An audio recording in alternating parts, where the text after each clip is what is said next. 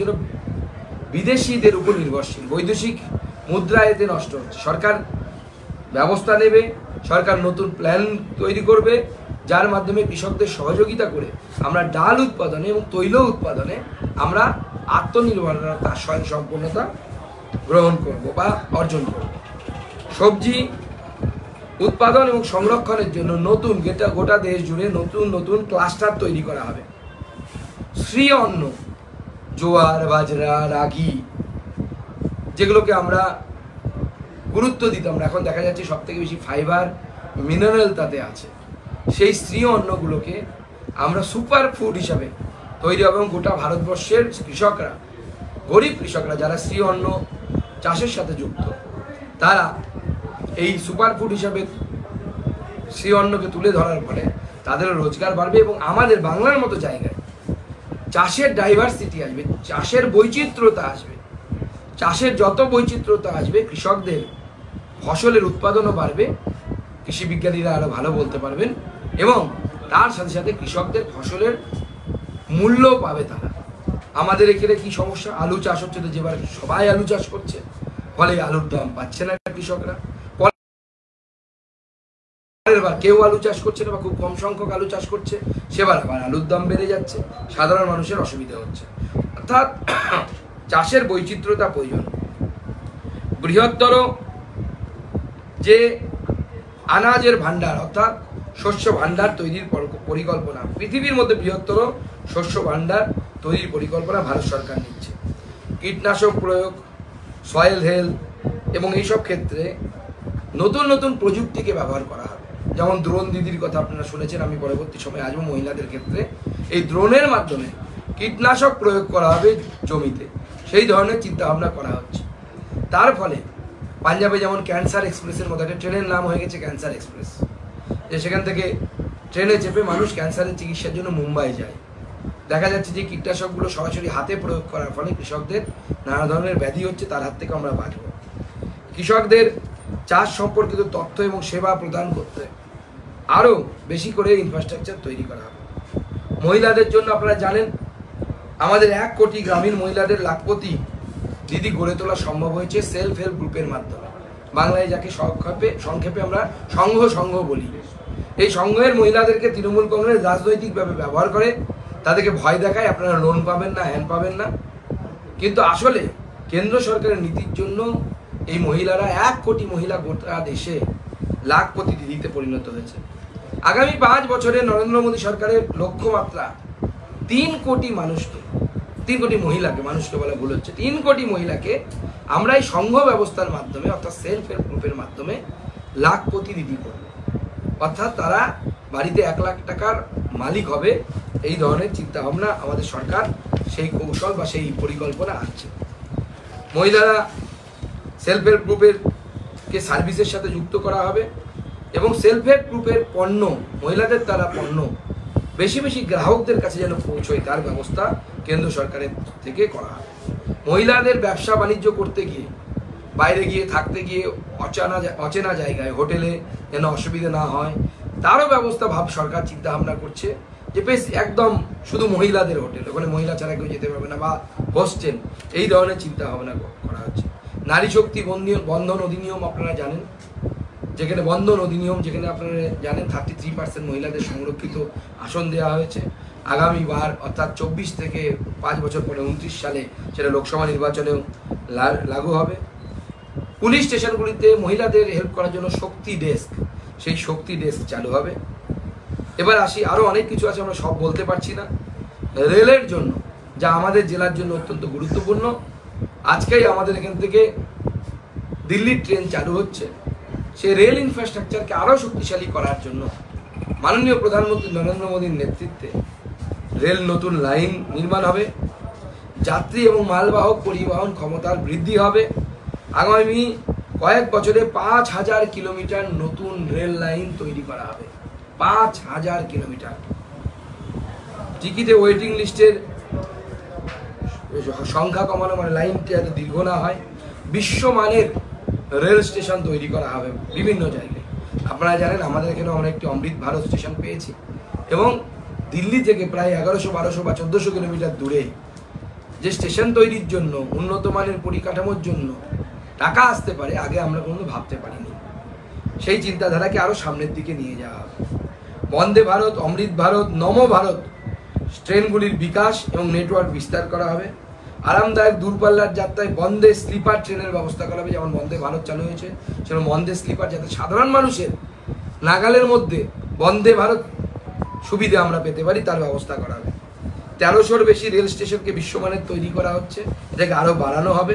আশা করব আমাদের জেলাতেও একটা দুটো আমরা আগামী দিনে পাবো। এবং নাগরিকদের যাত্রা সম্পর্কিত তথ্যের জন্য অ্যাপ তৈরি করা, ভারতবর্ষে উত্তর দক্ষিণ পূর্বাঞ্চলে বুলেট ট্রেনের করিডোর তৈরি করা।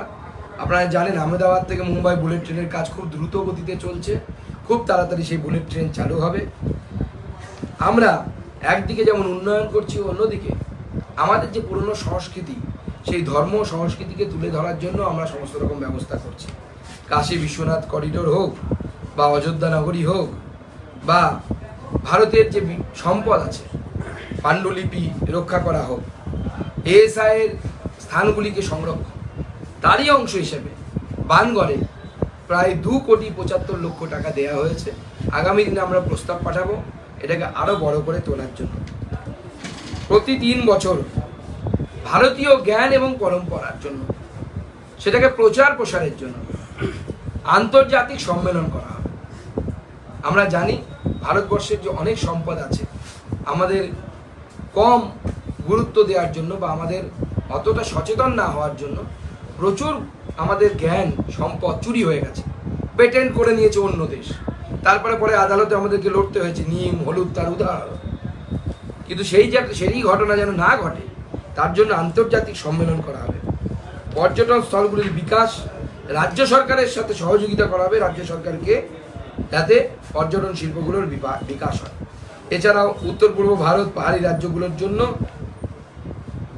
ভারতবর্ষ সরকার সাহায্য করবে এবং ভারতবর্ষকে বিশ্বের ওয়েডিং স্টেশন, অর্থাৎ বিয়ের স্থান। এখন নতুন একটা চল হয়েছে, আপনারা জানেন যে বিদেশে বিয়ে করতে যাচ্ছে সবাই। মাননীয় প্রধানমন্ত্রী বেশ কয়েকদিন আগে মন কি বাতে উনি আবেদন জানিয়েছিলেন মানুষকে, সম্ভবত শেষ মন কি বাতে, যে আপনারা বিদেশে এই ওয়েডিং ভেন্যু না করে ভারতবর্ষের বিভিন্ন জায়গায় ওয়েডিং ভেন্যু করুন। এবং পরবর্তী সময় আমরা দেখেছি আমাদের হলিউডের এক তারকার মণিপুরের বিয়ে বিদেশে করা বিয়ের থেকে বেশি ভাইরাল হয়েছে। এই যে ভারতীয় সংস্কৃতি, তাকে তুলে ধরা, তার জন্য আমাদের সরকার সর্বতোভাবে চেষ্টা করবে। আমাদের 4 তারিখের পর নরেন্দ্র মোদীর যে সরকার তৈরি হবে, এই সরকারের অন্য একটি বিশেষ লক্ষ্য হবে দুর্নীতির বিরুদ্ধে কঠোর থেকে কঠোরতম অ্যাকশন। এবং এটা পশ্চিমবঙ্গের জন্য অত্যন্ত গুরুত্বপূর্ণ বলে আমার মনে হয়। পশ্চিমবঙ্গে যেভাবে প্রত্যেকটি ক্ষেত্রে দুর্নীতি হয়েছে, সেই জন্য আগামী দিনে দুর্নীতিবাজদের কাউকে মাফ করা হবে না। বিজেপি মনে করে ভারতের সংবিধানের অনুচ্ছেদে 44A-তে সমান নাগরিক সংহিতার কথা বলা হয়েছে। আমরা তাই মনে করি যতদিন না সমান নাগরিক সংহিতা প্রণয়ন করা হচ্ছে, ততদিন মহিলাদের সম্মান দেওয়া যাবে না। এটাও আমরা আমাদের ম্যানিফেস্টোতে উল্লেখ করেছি। তাছাড়াও আপনারা জানেন যে ভারতের ডিজিটাল পাবলিক ইনফ্রাস্ট্রাকচারকে বিশ্বব্যাপী করা হবে। যেমন 5G স্পট, আমরা খুব নম্রতার সাথে বলছি, গোটা ভারতবর্ষে যে পরিমাণ 5G স্পট হয়েছে, ইউরোপ এবং আমেরিকার 5G স্পটকে যোগ করলেও আমাদের সমান না। চায়না এবং ভারত এই মুহূর্তে বিশ্বের প্রথম 2টি অগ্রণী দেশ যারা হাইয়েস্ট 5G স্পট করতে পেরেছে। আপনারা জানেন, আমরা আবার বলছি, সিএ এর মাধ্যমে আমরা উদ্বাস্তুদেরকে নাগরিকত্ব দেব।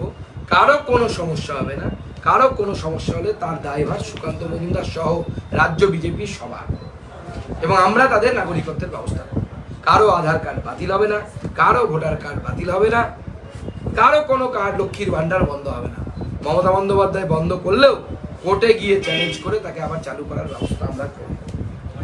এক দেশ এক নির্বাচন। ভারতীয় জনতা পার্টি মনে করে এই যে প্রতি 2 বছর অন্তর অন্তর নির্বাচন, কখনো লোকসভা, কখনো বিধানসভা, কখনো পঞ্চায়েত, কখনো মিউনিসিপ্যালিটি, এর ফলে কর্মদিবস নষ্ট হয়, ছেলে মেয়েদের পড়াশুনো নষ্ট হয়, সরকারি শিক্ষা প্রতিষ্ঠান বেসরকারি শিক্ষা প্রতিষ্ঠানকে বন্ধ রাখতে হয়, এবং হিউজ পয়সা খরচ হবে। সেটা এক দেশ এক নির্বাচন আমরা সমর্থন করছি, সেটা আমরা ম্যানিফেস্টোতে রাখছি।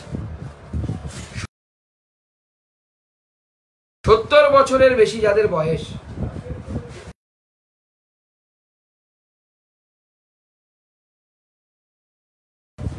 তাদের সকলকে, অসুবিধা 70 বছর হয়ে গেছে, আয়ুষ্মান ভারত প্রকল্পে তারা অন্তর্ভুক্ত হবে। এতদিন পর্যন্ত আপনারা জানেন শুধু বিপিএলরা আয়ুষ্মান ট্রিটমেন্টের হেল্প লাগে এবং মানুষের কর্মক্ষমতা কমে যায়, রোজগার কমে যায়। সেই 70 বছর বয়স্ক সমস্ত মানুষকে আয়ুষ্মান ভারতে অন্তর্ভুক্ত করা হবে। এই মুহূর্তে পশ্চিমবঙ্গে আয়ুষ্মান ভারত নেই, কিন্তু খুব শীঘ্রই চালু হবে। বিজেপি সরকার তৈরি হচ্ছে, আমরা আয়ুষ্মান ভারত পশ্চিমবঙ্গে চালু করছি। রান্নার গ্যাস এবং জল বাড়ি বাড়ি পাইপের মাধ্যমে পৌঁছানোর ব্যবস্থা করা হবে। প্রধানমন্ত্রী আবাস যোজনার মাধ্যমে 3 কোটি নতুন বাড়ি দেওয়া হবে। পশ্চিমবঙ্গের জন্য কিন্তু আরো 11,36,000 এক্সট্রা আছে, এটা স্যাংশন হয়ে আছে। খুব তাড়াতাড়ি চোরদের হাত থেকে বের করে কিভাবে সাধারণ মানুষের কাছে পৌঁছানো যায়, আমরা সেই চেষ্টা করি। আমি গত কয়েকদিন আগে ভোট প্রচারে বেরিয়েছিলাম বালুরঘাট বিধানসভাতে। আমি যাচ্ছিলাম, এবার যে পঞ্চায়েতটা আমরা পেয়েছি চিঙ্গিসপুর পঞ্চায়েত, আমার সাথে কলকাতার কয়েকজন সাংবাদিক বন্ধু ছিল, আদিবাসী এলাকার মধ্যে দিয়ে যাচ্ছিলাম। তারা দেখে প্রথমবার এই আদিবাসীদের বাড়ি দেখে অবাক হয়ে গেল, বললো এরা আবাস যোজনার বাড়ি পাইনি, না পাইনি। আমি মাননীয় প্রধানমন্ত্রীকে অনুরোধ করব, এবং এরপরে দেখা হলে আমি অনুরোধ করব, হয়তো কালকে সময় পাবো কিনা জানি না, যে এসটি সম্প্রদায়কে এই প্রধানমন্ত্রী আবাস যোজনা দেওয়ার ক্ষেত্রে এমনিতে প্রায়োরিটি দেওয়ার ব্যবস্থা আছে, কিন্তু আরো তাও তারা পাচ্ছে না। এসটি সম্প্রদায়ের মানুষকে প্রধানমন্ত্রী আবাস যোজনার জন্য যেন সবার আগে সব মানে ফার্স্ট প্রেফারেন্স যেন দেওয়া হয়, এবং তাদের এমন সিস্টেম করা উচিত লোকাল বডিজকে অ্যাভয়েড করেও যেন তারা কেন্দ্র সরকারের কাছে আবেদন জানাতে পারে যে আমি এসটি, আমার এই এসটি সার্টিফিকেট, আমি প্রধানমন্ত্রী আবাস যোজনা ঘর পাই না। আমি মাননীয় প্রধানমন্ত্রীকে কালকেও সম্ভব হলে অনুরোধ জানাবো, খুব দরকার এটা। আমাদের জেলা শুধু নয়, গোটা পশ্চিমবঙ্গে এসটি সম্প্রদায়ের মানুষেরা অত্যন্ত অসুবিধার মধ্যে আছে। আপনারা জানেন মুদ্রা যোজনা 10 লাখ থেকে বাড়িয়ে 20 লক্ষ টাকা মুদ্রা যোজনার যে ব্যবস্থা করা হয়েছে, লোনের ব্যবস্থা করা হয়েছে। আরও এরকম 76খানা প্রতিশ্রুতি আছে, আমরা সেই জন্য সবগুলো বলা এই সময়ের মধ্যে সম্ভব নয়। কিষাণ ক্রেডিট কার্ডের মাধ্যমে আপনারা জানেন শূন্য ইন্টারেস্টে, 0 ইন্টারেস্টে 1 লক্ষ টাকা পর্যন্ত লোনের ব্যবস্থা কেন্দ্র সরকার করবে। এবং মাথায় রাখবেন, কিষাণ ক্রেডিট কার্ড আমাদের সরকার আসার আগে শুধুমাত্র কৃষকদেরকে দেওয়া হতো, মানে যাদের জমি আছে নিজের নামে। এখন মোদি আসার পর এতে পরিবর্তন করা হয়েছে, কি ভাগ চাষি যারা, তারা 4-5 জন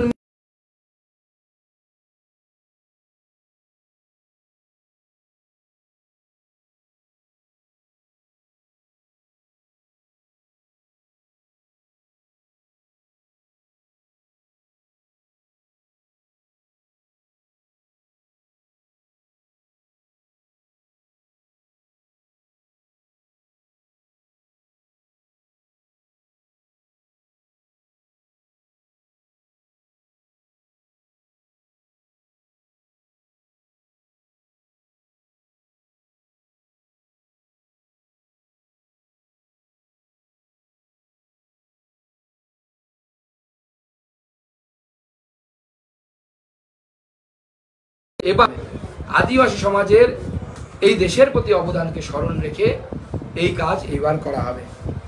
এছাড়াও প্রতিটি ব্যক্তির 5 কিলোমিটারের মধ্যে যাতে ব্যাংকিং সুবিধে হয়, আমরাও এখানে প্রায় 4খানা ব্রাঞ্চ পোস্ট অফিস রিসেন্টলি উদ্বোধন করেছি, আপনারা জানেন। এবং আমরাও প্রতিশ্রুতি দিচ্ছি এই দক্ষিণ দিনাজপুর জেলা সহ বালুরঘাট জেলায়, বালুরঘাট লোকসভাতে 5 কিলোমিটারের মধ্যে যেখানে যেখানে পোস্ট অফিস নেই, ব্রাঞ্চ পোস্ট অফিস খুলে সেইখানকার মানুষকে বেসরকারি সংস্থার পক্ষ থেকে, বেসরকারি অনেক সংস্থার পক্ষ থেকে মানুষকে ঠকানো হয়, মানুষকে লোভ দেখানো হয়, তার হাত থেকে বাঁচানোর জন্য আগামী 5 বছরের মধ্যে স্থানীয় মানুষকে আপনাদের মাধ্যমে আবেদন জানাবো। আপনাদের আশীর্বাদে সাংসদ হওয়ার পর আপনারা আমাকে জানাবেন, এই 5 বছরের মধ্যে সব জায়গায় 5 কিলোমিটারের মধ্যে আমরা ব্রাঞ্চ পোস্ট অফিস করার ব্যবস্থা করব। আমি আমার বক্তব্য শেষ করলাম। অর্থনীতি নিয়ে বা এই বাজেট নিয়ে অশোকদা সামান্য কিছু পরিমার্জন করবেন। কারণ আপনারা জানেন উনি বিশিষ্ট অর্থনীতিবিদ এবং ভারতবর্ষকে নরেন্দ্র মোদী যেভাবে ফ্র্যাজাইল 5 থেকে অর্থাৎ ভঙ্গুর পাঁচ থেকে প্রথম পাঁচে নিয়ে এসছেন সেই বিষয়ে সামান্য আলোকপাত করার জন্য আমি অশোক দা তথা বালুরঘাটের বিধায়ক অশোক লাহিড়ী, ডক্টর অশোক লাহিড়ী ওনাকে অনুরোধ করব। দাদা দুটো প্রশ্ন করছি এই অর্থনীতি নিয়ে যেহেতু বলতে বলবো আপনাকে। একটা প্রশ্ন একটা হচ্ছে যে এই যে গ্রামীণ যে সংঘগুলো রয়েছে সেইগুলোকে আর্থিকভাবে স্বাবলম্বী করে তোলা এবং গ্রামীণ যে মহিলা তাদের 3 কোটি মহিলাকে মানে লাখপতি করে তোলা, এই প্রকল্পটা কিভাবে সম্ভব এবং এতে করলে গ্রামীণ অর্থনীতি বিশেষ করে আমরা দেখেছিলাম যে বাংলাদেশের ক্ষেত্রে গ্রামীণ অর্থনীতি যে হাল ফেরানোর জন্য যেভাবে কাজ করা হচ্ছে আমাদের দেশে কি কি পদক্ষেপ গ্রহণ করা যেতে পারে? আপনার প্রশ্নে পরে আসবো। প্রথমেই বলি আমাদের রাজ্য সভাপতি এবং আমাদের বালুরঘাটের ছেলে সাংসদ সুকান্ত বলেছে আপনাকে একটা তফাৎ আমি আপনাদের বলবো। আজ সকাল থেকে খুব মনে পড়ছে আমার কৃপাচার্যের গল্প। কৃপাচার্যের নাম শুনেছেন তো মহাভারতে? ওর ছেলে ছিল অশ্বত্থাম। আমার দ্রোণাচার্যের ছেলে ছিল দ্রোণাচার্য। তো এখন দ্রোণাচার্যের পয়সা করি ছিল না। তো অশ্বত্থামা তো অমর। অশ্বত্থামাকে ময়দা গুলে খাইয়ে বলতো দুধ। আমাদের মাননীয় মুখ্যমন্ত্রীর সময় আমার মনে হয় যে উনিও দ্রোণাচার্য এবং আমরা অশ্বত্থামা এরকম ভাবে উনি ট্রিট করছেন। কেন বলছি এখন? উনি দেখলাম গতকাল না কয়েকদিন আগে বলেছেন বালুরঘাটে বিমানবন্দর চালু হয়ে গেছে। আপনারাই জানেন, সাংবাদিক আপনারা, চালু হয়েছে। উনি বলেছেন 5 বছর আগে বিশ্ববিদ্যালয় চালু হয়ে গেছে, না আছে বিল্ডিং, না আছে ক্যাম্পাস। এর মধ্যে তফাৎটা হচ্ছে এটা সংকল্পপত্র। এইটা দ্রোণাচার্যের অশ্বত্থামাকে ময়দা গুলে খাওয়ানোর মতো নয়, আসল দুধ। আপনার প্রশ্নে আছে এই যে সংঘের কথা, সেলফ হেল্প গ্রুপ, SHGs, আমাদের সবচেয়ে বড় সমস্যা কি? সবচেয়ে বড় সমস্যা মেয়েদের হচ্ছে স্কেল। আমি 3টে বেগুন নিয়ে তো আর বাজারে যেয়ে বসতে পারি না, ওটা সময় নষ্ট। কিন্তু যদি 20টা মেয়ের 6টা করে বেগুন থাকে, 120টা বেগুন হলেই শুরু। দ্বিতীয় হচ্ছে ওটা একটা দায়বদ্ধতা।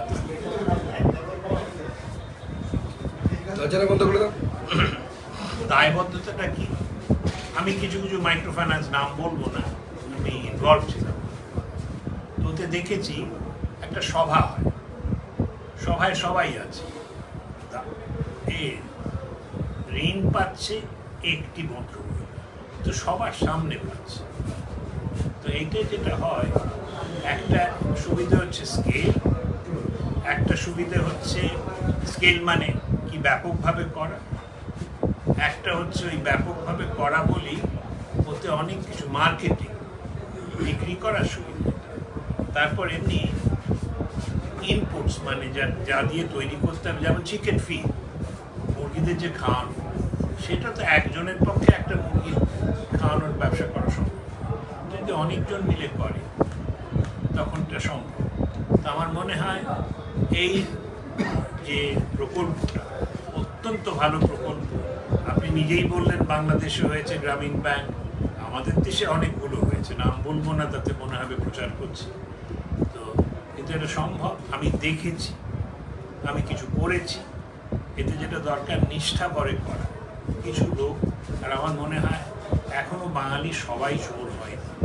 আমি সবসময় বলি সবাই চোর নয়, কিছু কিছু চোর পুষে ওরা গন্ডগোল করেছে।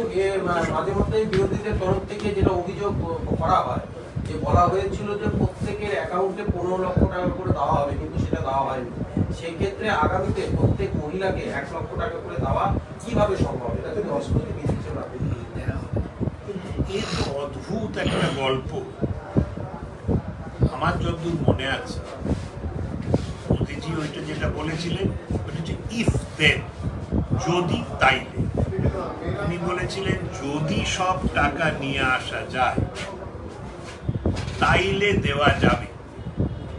উনি ম্যাগনিটিউড বোঝানোর জন্য, অ্যামাউন্টটা কত বড় বোঝানোর জন্য। আমাদের সমস্যা হচ্ছে, আমি একটু বলছি, সেটা হচ্ছে আমাদের সমস্যা হচ্ছে বাঙালির মুখ্যমন্ত্রী যেরকম সবাইকে তাই ভাবে। উনি তো হিন্দি বলতেও পারেন না, হিন্দি বোঝেন না। এখনো প্রধানমন্ত্রীর, আমি তৃণমূলের যে কোনো নেতাকে চ্যালেঞ্জ করছি, প্রধানমন্ত্রী সেই বক্তব্যটা ভিডিওতে চালান, তারপর তার তর্জমা করো। মাননীয় প্রধানমন্ত্রী টাকাটার পরিমাণ, যে কত টাকার দুর্নীতি হয়েছে, বিদেশে পাঠানো হয়েছে, সেইটা বোঝাতে গিয়ে বলেছিলেন যে এই সমস্ত টাকাকে যদি ফেরত আনা যায়, তাহলে পরে সেই টাকা যদি ভারতবাসীর মধ্যে ভাগ করে দেওয়া যায়, তাহলে 15 লক্ষ টাকা করে এক একজন পাবে। আমি এক্সাক্ট তর্জমা করে বলছি। উনি এটা বোঝাতে চেয়েছিলেন যে কি বিপুল পরিমাণ টাকা ব্ল্যাক মানি হিসেবে বাইরের দেশে আছে, এর সাইজটা বোঝানোর জন্য এটা করেছেন। এবং আমি আবার সংশোধন করে দিচ্ছি, 1 লক্ষ টাকা করে কিন্তু কেন্দ্র সরকার দেবে না। কেন্দ্র সরকার পলিসি তৈরি করবে এমন যে মহিলারা সেলফ হেল্প গ্রুপের মাধ্যমে যুক্ত হয়ে সেলফ হেল্প গ্রুপকে লোন দিয়ে ব্যবসা খাড়া করে, ঠিক যেভাবে এন্টারপ্রিনারশিপ তৈরি করা হচ্ছে, তারা রোজগার বাড়বে এবং তারা 1 লক্ষ টাকা করে মালিক হবে, এরকম ব্যবস্থা করে দেওয়া হবে। যেমন অশোক দা বললেন, আমাদের এখানকার 10 জন বা 20 জন মহিলা মিলে যদি মুরগির খাবার তৈরি করা শুরু করে, তাদের ট্রেনিং দেওয়ার ব্যবস্থা, তাকে সাময়িকভাবে লোন দেওয়ার ব্যবস্থা, এটা কেন্দ্র সরকার করবে সেলফ হেল্প গ্রুপের মাধ্যমে। এবং সেই খাবারটা কোথায় বিক্রি করা যাবে সেক্ষেত্রে সহযোগিতা কেন্দ্র সরকার করবে।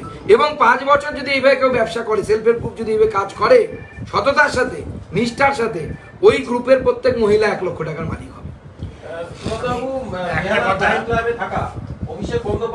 অশোক দা কিছু বলছিলেন, বলেন। অন্যদিকে চলে যাবে। আমি একটা এই সংকল্পপত্র নামটা আমার খুব পছন্দ হয়েছে, কারণ এখন মাননীয় মুখ্যমন্ত্রী রাজনীতিটা আমার সাংঘাতিক বিচক্ষণ বলে। উনি এখন যেটা শুরু করেছে, উত্তরবঙ্গে এসে বকাবকি করছে। উনি বকাবকি করছেন যে ভোট দিলি না কেন, আমরা তো সব কাজ করেছি। তো আমি তো দুটো উদাহরণ দিলাম। একটা হচ্ছে আমাদের এই জেলায় আপনারা দেখেছেন, আপনার ছেলে মেয়ে সব পড়ছে তো ওই নতুন বিশ্ববিদ্যালয়, তো ওই বিশ্ববিদ্যালয় তৈরি করেছে। আর একটা বিমানবন্দর, আমি ভাবছি কালকে যাব, যে এদিকে একটা প্লেন ধরা যায় কিনা। জানেন কি আপনারা সাংবাদিক হিসেবে, কালকে দেখুন বলেছেন উনি কোথায়, উত্তরে কোথায় গিয়েছিলেন। আর আমার যেটা আশ্চর্য লাগছে, এই যে কনফিডেন্স, এটা একমাত্র আমাদের মাননীয় মুখ্যমন্ত্রীর আছে। উনি উত্তরবঙ্গের সবাইকে বকুনি দিয়েছেন যে সব নাকি উনি কাজ করেছেন। আমি কাজের তো কোনো নমুনা দেখতে পাই না, তাহলে কি সবই এই অশোক দা, আপনাকে একটু ইন্টারাপ্ট করছি। এখানকার তৃণমূল নেতারা বলছেন বিমানবন্দরে গিয়ে, অশোক দা যাবেন কালকে দেখতে, আয় আয় টি টি করলে নাকি বিমান নামবে। ওখানে গিয়ে আয় আয় আয় আয় টি টি টি টি টি করতে হবে, তাহলে বিমান দেখবেন নামবে, যেটা মুখ্যমন্ত্রীর বিমান। ওই বিমানবন্দরে সব বাইরের ছাত্ররা আসবে, এসে বিশ্ববিদ্যালয়ে পড়বে, তারপরে বিশ্ববিদ্যালয় থেকে ওরা যাবেন ওই বিমানবন্দরে হয়ে। তো আমার মোদিজির অনেক কিছু, আমার দলের প্রধানমন্ত্রী সবাই, মানে 15 বছর উনি করেছেন। আমাদের মুখ্যমন্ত্রীরও কিন্তু 15 বছর হবে, উনি যদি ডেকে 26। তো মোদি সাহেব কি করেছেন গুজরাটের জন্য, আর মাননীয় মুখ্যমন্ত্রী পশ্চিমবঙ্গের জন্য কি করেছেন, সেটা তুলনা করলে। তো যাই হোক, কি প্রশ্নটা তোমার কি ছিল?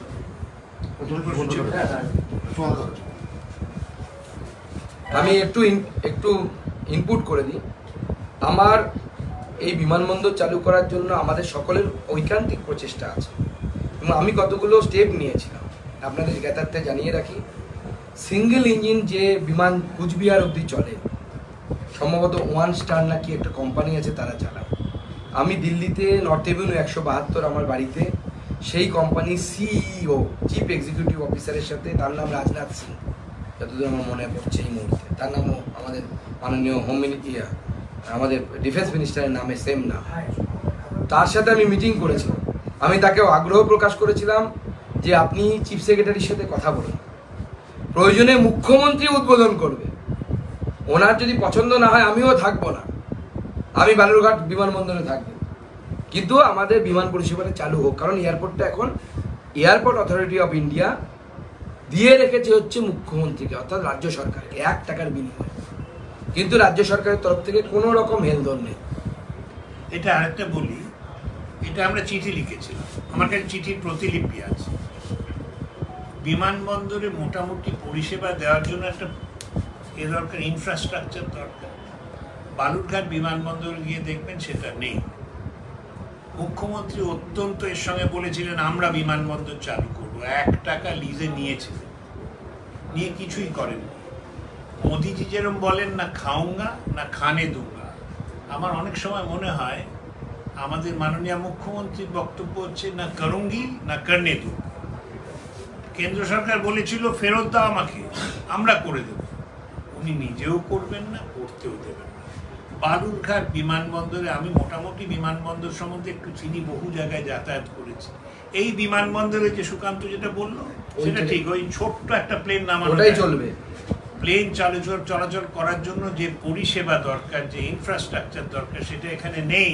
আমি আবার অনুরোধ করব আমাদের সাংসদ নতুনভাবে আবার সাংসদ হবে, আমরা বারবার বলবো ওকে এক হয় নিজে করুন, নাহলে করতে দিন, এরকম ভাবে রাখবেন না। এটিআর বলে, এটিআরই চলবে শুধু, এটাকে বলা হচ্ছে এটিআর। বেহালা ফ্লাই ক্লাবে থাকা অভিষেক বন্দ্যোপাধ্যায়ের হেলিকপ্টারে আয়কর হানা এবং এই ব্যাপার নিয়ে এক্স হ্যান্ডেলে তিনি পোস্ট করেছেন এবং নির্বাচন কমিশনের কাছে তিনি অভিযোগ দায়ের করেছেন। দেখুন, আজকে ইনকাম ট্যাক্সের বক্তব্য তো সবার সামনে চলে এসেছে। ইনকাম ট্যাক্স বলেছে তাদেরকে নির্বাচন কমিশন বলেছিল সেখানে সার্চ করতে, তো করেছে। এই যে আজকে রাস্তায় যাতায়াতের সময় আমি সাংসদ, আমার গাড়িতে সার্চ হয় না, কিন্তু আমাদের তো জেলার বিভিন্ন নেতাদের গাড়ি বারবার আটকানো হচ্ছে। আমাদের রাজ্যের নেতা শুভেন্দু সরকারের গাড়ি প্রত্যেকবার যাওয়া আসার সময় আটকানো হচ্ছে, না না শুভেন্দু সরকারের গাড়ি যাওয়া আসার সময় আটকানো হচ্ছে। গাড়ি যদি চেক হতে পারে তো হেলিকপ্টার চেক না হওয়ার কি আছে, অসুবিধে কি আছে? ওনার যদি লুকোনোর বা ইয়ে না থাকে, আমার গাড়িও চেক হতে পারে। এতে এত হই চই করার কোনো তো বিষয় আমি দেখতে পাচ্ছি না। এবং নির্বাচন কমিশন ইনকাম ট্যাক্সকে বলেছে বলে ইনকাম ট্যাক্স করেছে, পুলিশ কেন করে? আমি কলা খাইনি। হ্যাঁ, বেঙ্গালুরু বিস্ফোরণে 3 জঙ্গি একাধিক জায়গায় ঘুরে বেরিয়েছে, কখনো বাসে, কখনো বা অটো, কখনো বা ট্রেনে, কিন্তু নজরদারি কোথায়? বাংলাতে কেন্দ্র এজেন্সি এই ব্যাপারে তদন্ত করতে দিলে কেন, কিসের এত আপত্তি রাজ্য সরকার? দেখুন, প্রথম কথা হচ্ছে এই যে আমাদের সংকল্পপত্রে বলা আছে না, আমরা অযোধ্যা নগরীকে সাজাচ্ছি, ডেস্টিনেশন করছি, ওয়েডিং ডেস্টিনেশন বানাতে চাই ভারতকে। মুখ্যমন্ত্রী বাংলাকে সন্ত্রাসবাদীদের ওই ডেস্টিনেশন বানাতে চায় এবং সেই প্রকল্পই চলছে তৃণমূল কংগ্রেসের তরফ থেকে। জয় বাংলা করে চিৎকার করো আর বাংলাদেশের সন্ত্রাসবাদী থেকে শুরু করে যত জয় বাংলা পন্থী আছে তাদেরকে নিয়ে এসে এখানে জমা করা, সেটাই হচ্ছে। 28 দিন তারা এখানে দার্জিলিং ঘুরতে গেছে, দীঘা গেছে, মানে মস্তি করে বেরিয়েছে এক কথায় আর কি। পুলিশ টের পর্যন্ত পায়নি। এই অপদার্থতার দায়টা কার বলবেন আমাকে একবার? আমি তো পশ্চিমবঙ্গের জনগণের কাছে এই প্রশ্নটা তুলতে চাই যে 28 দিন এরা তো যেমন তেমন উগ্রপন্থী নয়। সাউথ ইন্ডিয়াতে গিয়ে, বেঙ্গালুরুতে গিয়ে তারা বোম বিস্ফোরণ করে চলে এলো ক্যাফেতে। আজ কেন্দ্র সরকারের কড়াকড়ি বলে বেশি আরডিএক্স পার্টি ঢোকাতে পারে না। আগে তো 14 আগে তো কথায় কথায় আরডিএক্স পারতো। আজকে সেই অপরাধীরা দীঘা যাচ্ছে, পুরী দার্জিলিং যাচ্ছে ঘুরতে, ঘুরে বেড়াচ্ছে, পশ্চিমবঙ্গ পুলিশ জানতে পারলো না। এই দায়টা কে নেবে? এ তো পুলিশ মন্ত্রীর দায়। পুলিশ মন্ত্রীটা কে রাজ্যের? আপনার মনে হয় না আপনি অপদার্থ? আইনের সামনে দাঁড়ান না দিনে একবার করে দাঁড়ালে তো মনে হওয়া উচিত যে হ্যাঁ আপনি অপদার্থ। আপনি কনস্টিটিউশনের শপথ নিয়েছেন ভারতের সার্বভৌমত্ব রক্ষা করব। এটা সার্বভৌমত্ব রক্ষা হচ্ছে, শুধু তো পলিটিক্স রক্ষা হচ্ছে, নিজের পার্টিবাজি করা হচ্ছে। সন্দেশখালীতে এতদিন শুধুমাত্র শেখ শাহজাহানের নাম শোনা গিয়েছিল, তার বিরুদ্ধে নানান ঘটনার কথা উঠে এসেছে। এবার বসিরহাট লোকসভায় বিজেপি সিপিএম ভোট চাইতে গেলে চেলা কাঠ দিয়ে পেটানোর নির্দেশ দিলেন ভোট সেখানকার তৃণমূলের ব্লক সভাপতি। না, এগুলো সব শাহজাহানেরই চেলা। সব শাহজাহান ব্যক্তিটা বিষয় নয়, আমি বারবার বলছি। এখানে সমস্যা হচ্ছে সিস্টেমটাকে বদলাতে হবে। এই তৃণমূল কংগ্রেস নামক ঘুণ ধরা সিস্টেম যতদিন থাকবে, আপনি শাহজাহান সরাবেন, জাহাঙ্গীর আসবে, ঔরঙ্গজেব আসবে, না অন্য কেউ আসবে, অসুবিধাকে মোহাম্মদ ঘুরিয়ে আসবে। কেন জানি না, আমার আজকে শাস্ত্রের কথা খুব মনে পড়ছে। ওই চণ্ডীতে আছে না রক্তবীজ, তো এই শাহজাহানকে দেখে আমার মনে হয় একটা রক্তবীজের মতো। আপনারা খুব আশ্চর্য হন, ওইখানে এক শাহজাহান দেখছি, এখানে কি দেখলাম? সুকান্তবাবু যেটা বললেন আমাদের রাজ্য সভাপতি, ওইটি বলবো, এই রক্তবীজ এখানে যেখানে যেখানে পড়েছে সেখানে একটি করে শাহজাহান তৈরি হয়ে গেছে এবং সেইটি হয়েছে। ভোটের মুখে 21 জন অবসরপ্রাপ্ত বিচারপতি যারা হাইকোর্ট এবং সুপ্রিম কোর্টের বিচারপতি 21 জন তারা আজকে সুপ্রিম কোর্টের প্রধান বিচারপতির কাছে একটা আবেদন করছেন, বলছেন ভোটের মুখে অনভিপ্রেত চাপ আসছে বিচার ব্যবস্থার, রাজ্য হোক বা কেন্দ্র, কি বলবেন? বিচারপতিরা মুখ খুলছেন। দেখুন, বিচারপতিরা কেন মুখ খুলছেন বা কি বিষয় তারাই বলতে পারবেন। আমরা তো এই ধরনের কোনো চাপের কথা জানি না। উল্টে আমরা এটা জানি যে বিচারপতিরা যারা চান তারাই বিচারপতি হন। এবং ভারতবর্ষের সুপ্রিম কোর্টে বিচারপতিদের যদি দেখা যায় একটা সিগনিফিক্যান্ট অ্যামাউন্ট বিচারপতি স্পেসিফিক কতগুলো পরিবার থেকে আসা, যেমন বর্তমান চিফ জাস্টিস অফ ইন্ডিয়া, তার বাবাও চিফ জাস্টিস ছিলেন। অর্থাৎ যাকে নেপোটিজম বলুন বা পরিবারতন্ত্র বলুন বা যাই বলুন না কেন, একটা অদ্ভুত সিস্টেম কলেজিয়াম প্রথা আছে আমাদের দেশে, যেটা সম্ভবত ব্রিটিশ প্রথার নকল ছাড়া আর কিছু নয়। তো আমার মনে হয় সব ক্ষেত্রেই রিফর্মস প্রয়োজন, সব ক্ষেত্রেই রিফর্মস হচ্ছে, তো বিচার ব্যবস্থারও রিফর্মস হওয়া প্রয়োজন বলে আমার মনে হয়। জলপাইগুড়িতে টর্নেডো ঘটনা ঘটে যাওয়ার পরে নির্বাচন কমিশন রাজ্য সরকারকে বলেছে যে তোমরা ওখানে সাহায্য করো। তারপরে দীর্ঘদিন পেরিয়ে গেছে, এখনো পর্যন্ত রাজ্য সরকার তো ওখানে সাহায্য করছে না, উল্টে কেন্দ্রের দোষ দিচ্ছে যে এখানে আমাদের অনুমতি দেওয়া হচ্ছে না। তাহলে এই বিষয়টা কি রাজনীতি করা হচ্ছে? বিষয়টা দেখুন, এই বিষয়টি আমি আলাদাভাবে বলতে চাই। আমাদের বিরোধী দলনেতা শুভেন্দু অধিকারী এটা নিয়ে সোশ্যাল মিডিয়ায় সরব হয়েছেন। 9 তারিখে কেন্দ্রীয় নির্বাচন কমিশন চিঠি দিয়ে জানিয়ে দেয় রাজ্য সরকারকে যে আপনারা সহযোগিতা করবেন, কিন্তু কোনো রকম পলিটিক্যাল প্রচার প্রসার করা যাবে না, এবং সেই টাকা চিফ সেক্রেটারি থেকে ডাইরেক্ট যাবে হচ্ছে বেনিফিশিয়ারির কাছে, মাঝপথে আর কিছু থাকবে না। কিন্তু দেখা যাচ্ছে 9 তারিখে এই চিঠি ইস্যু হওয়ার পর 12 তারিখে অভিষেক ব্যানার্জি মিথ্যে কথা বলছেন এবং পলিটিসাইজ করার কথা না করা আছে। 12 তারিখে অভিষেক ব্যানার্জি সেখানে বলছেন পলিটিক্স করছেন, কেন্দ্রীয় নির্বাচন কমিশনকে চ্যালেঞ্জ করছেন, এক কথায় বলা ভালো। এবং মমতা বন্দ্যোপাধ্যায়ও সেম কাজ করছেন। আমি কেন্দ্র নির্বাচনকে বলবো যে আপনারা বাবা শোনা করে কাজ করছেন, এভাবে হবে না। চোরে না শোনে ধর্মের কাহিনী, এই দুই কালপিটকে কালপিট বলবো। এই জন্য 9 তারিখে কেন্দ্র নির্বাচন কমিশন বলার পরেও 12 তারিখে অভিষেক ব্যানার্জি যেভাবে মিথ্যে কথা বলেছেন এবং এটাকে পলিটিসাইজ করেছেন, অর্থাৎ যা কেন্দ্র নির্বাচন কমিশন বলছে তার উল্টোটা করেছেন উনি, মুখ্যমন্ত্রীও তাই করেছেন। এই দুই কালপিটকে কমসে কম 2টো ফেজ অবধি নির্বাচন প্রচার প্রসারে আটকানো উচিত, ডিবার করা উচিত। দিলীপ ঘোষ আজকে বলছেন যে মুখ্যমন্ত্রী এবং ক্যান্ডিডেট যেখানে যাচ্ছেন নেচে নেচে লোক জড়ো করছেন, আমরা যেখানে যাচ্ছি সেখানে এমনি লোক জড়ো হচ্ছে, কিভাবে ব্যাখ্যা করবেন বিষয়টা? না, এবার মুখ্যমন্ত্রী সম্পর্কে দিলীপ দা কি বলেছেন দেখুন, আমি এখনো বক্তব্য শুনিনি। দিলীপ দার বক্তব্যের ব্যাখ্যা একমাত্র দিলীপ দাই দিতে পারে, ওটা আমার পক্ষে দেওয়া সম্ভব না প্রথমত। তবে মুখ্যমন্ত্রী অনেক জায়গাতেই নাচছেন, কোথাও গিয়ে দেখি গ্লাভস পরে নাচেন, কোথাও দেখি গ্লাভস ছাড়া নাচেন, আবার এরকম করে ডান্ডিয়াও নাচেন, যেটাকে আমার একটা এক্সারসাইজও মনে হয় আর কি। ভালো, একদিক থেকে নাচানাচি করা তো খারাপ না, এক্সারসাইজ হবে, শরীর সচল হবে। উনি তো প্রতিদিন 8-9 কিলোমিটার হাঁটেন শুনেছি ট্রেডমিলে, ভালো তো নাচানাচি করা, ভালো শরীর। বালুরঘাটে প্রথম প্রধানমন্ত্রীর সভা, কি বলবেন সেটা নিয়ে কি রকম প্রস্তুতি রয়েছে এবং সভা কর্মসূচি কি রয়েছে এবং এটা নিয়ে আপনারা এটাকে কি পর্যায়ে নিয়ে যেতে চলেছেন? দেখুন, প্রধানমন্ত্রীর সভা মানে গেরুয়া ঝড়, আপনারা আগামীকাল গেরুয়া ঝড় দেখতে পাবেন। এবং আমাদের বিরোধীরা বলেন না মাঝে মাঝে, এখন কম করেন, আগে করতেন খুব বেশি, বিজেপি নাকি ইভিএম হ্যাকিং করে। তো ইভিএম হ্যাকিং সত্যিই বিজেপি করে, কিভাবে করে কালকে প্রধানমন্ত্রীর সভাতে গেলে দেখতে পাবেন। ওই নরেন্দ্র মোদী এসে এভাবে হাত নাড়াবেন আর দেখবেন মানুষের মন হ্যাকিং হয়ে যাচ্ছে, ওভাবে ইভিএম হ্যাকিং হয়।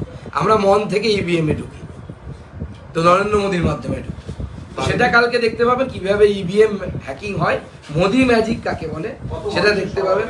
লক্ষাধিক মানুষের সমাগম হবে এবং মোদিজির সভাতে লোক প্রেডিকশন করা মানে এটা মূর্খামি, ওটা কোনোদিনও করা উচিত না।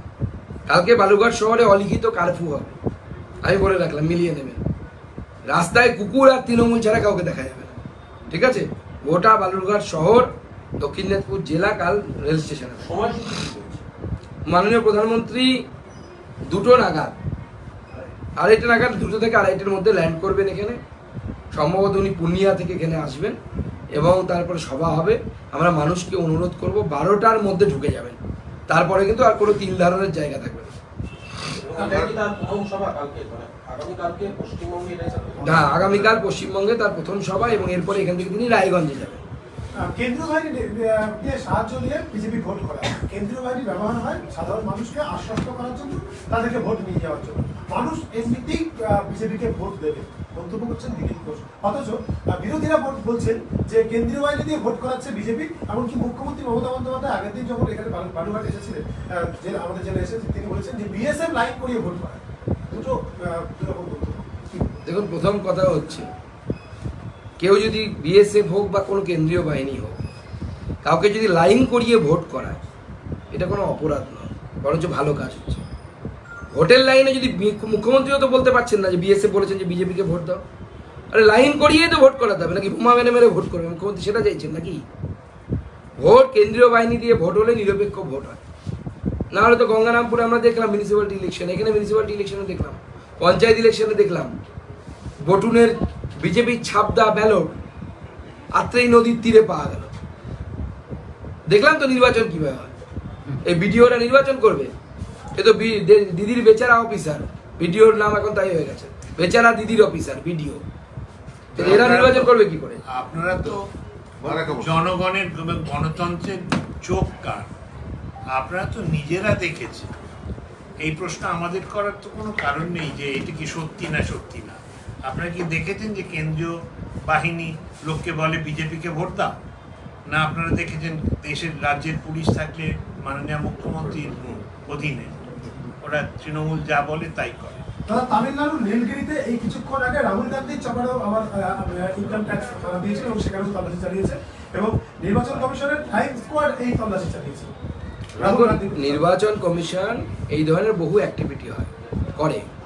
আপনাদের জ্ঞাতার্থের জন্য আমি জানিয়ে রাখি, কর্ণাটকে যখন নির্বাচন চলছিল সেই সময় মাননীয় গৃহমন্ত্রী অমিত শাহের কাছেও জেলার ডিএম, একটি জেলার ডিএম, আমি নাম উল্লেখ করছি না, এসেছিলেন তল্লাশি চালাতে। এটা কোনো অপরাধ নয়, এটা নিয়ম নির্বাচনের। তো গৃহমন্ত্রীর ব্যাগ যদি সার্চ হতে পারে, তো রাহুল গান্ধী কে? দাড়িভিট মামলায় ভার্চুয়ালি হাজির ছিলেন রাজ্যের মুখ্য সচিব, স্বরাষ্ট্র সচিব এবং এডিজি সিআইডি। সেখানে বলেছেন যে আপনাদের উচিত এজির সঙ্গে কথা বলা, উনি আইন জানেন, আমরা জানি আপনাদের উপরে চাপ থাকে, তবে চেয়ারের সম্মান রাখতে হবে। তিনজনকেই উদ্দেশ্য করে মন্তব্য বিচারপতি রাজা শেখর মান্থার।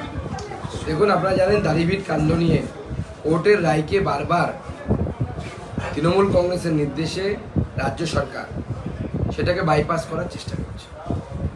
সেখান থেকে বলা হয়েছিল কোর্টের রায়ে যে এদেরকে আর্থিক সহযোগিতা দিতে হবে। এখনো পর্যন্ত কোনো পরিবার আর্থিক সহযোগিতা পায়নি। এনআইএ তদন্তের কথা দেওয়া আছে, সেই তদন্তে যে সহযোগিতা প্রয়োজন সেই সহযোগিতা রাজ্য সরকার করছে না। এখনো পর্যন্ত আমরা জানতে পারলাম না যে রাজেশ তাপসের মৃত্যুটা কিভাবে হয়েছে। এইটুকু তো জানার অধিকার আছে বাংলার মানুষের।